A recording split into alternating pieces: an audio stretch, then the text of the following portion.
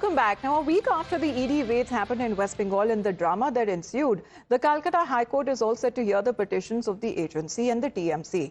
The agency, which has sought for action against the Chief Minister herself for obstructing the raids, while the TMC wants confidential documents to be returned.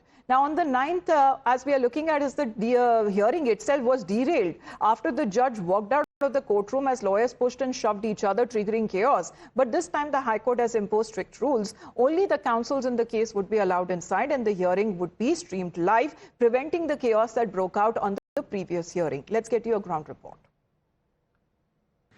IUPAC director Prateek Jain के आवास पर और साथ ही IUPAC के दफ्तर में जो ED की रेड हुई थी 8 जनवरी को, उसी मामले में आज कलकत्ता हाई कोर्ट की जो जस्टिस है शुभ्रा घोष, उनकी बेंच में सुनवाई होने वाली है। सुनवाई तकरीबन जो है 2:30 बजे होगी, जहां पर 2 पिटीशंस को जो है सुने जाएंगे। एक जहां ईडी की तरफ से पिटीशन फाइल किया गया, जिसमें कहा गया कि छापेमारी के दौरान पश्चिम बंगाल की मुख्यमंत्री ममता बनर्जी जो है पहुंची थी और प्रतीक जैन के आवास से और साथ ही आईपैक के दफ्तर से जो है कई इंपॉर्टेंट दस्तावेज और इलेक्ट्रॉनिक डिवाइसेस को लेकर जो है निकल गई थी। तो इस मामले में जो है सीबीआई की जांच होनी चाहिए। इस ईडी की पिटीशन की सुनवाई होगी। साथ ही दूसरी ओर तृणमूल कांग्रेस की तरफ से भी एक पिटीशन जारी की गई और जिसमें कहा गया कि चुनाव से पहले ईडी की मदद से जो है उनका पार्टी का डेटा जो है चुराने की कोशिश की गई।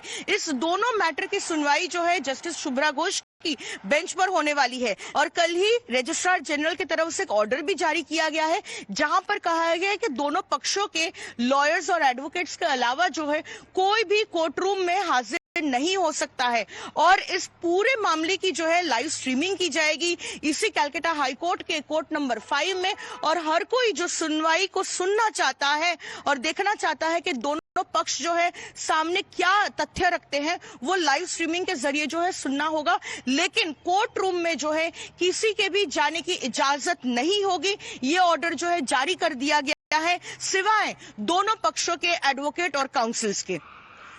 Now, after the raids that happened, the ED had immediately moved the Calcutta High Court, stating that it faced hindrance during the investigation from the Chief Minister and the police, that the evidence, both physical and electronic, had been removed. The TMC also moved court, alleging that the agency had taken parties' confidential documents and the allegation that came in from the Chief Minister herself. Now, ahead of the hearing, the Congress and the SP have now slammed when it comes to the central government for misusing central agencies to target the opposition leaders. Here are the reactions coming in. जो भी मामला ED का है, सवाल इस बात का है कि पूरे देश में एजेंसियों को लेके लोगों के मन में ये शंका रहती है और ये बात बिल्कुल बैठ गई है कि जहां जहां चुनाव होता है वहां एजेंसियां होती हैं और किसी राजनीतिक दल के लिए काम करने वाली किसी एजेंसी के पे ईडी का और एजेंसियों का छापा वो बताता है कि भारतीय जनता पार्टी केवल चुनाव के लिए, राजनीतिक लाभ के लिए एजेंसियों का दुरुपयोग कर रही है। First of all, whether it is necessary that when election is about to be held, ED will become active in that state. It happens everywhere. You know, it appears RSS has so many organizations. Bharatiya Janata Party is also a part of RSS. Vish Hindu Parishad, Bajrang Dal. Now under the present situation and under the rule of BJP, it appears ED has also become a frontier organization of Rashtriya Seva Sangh.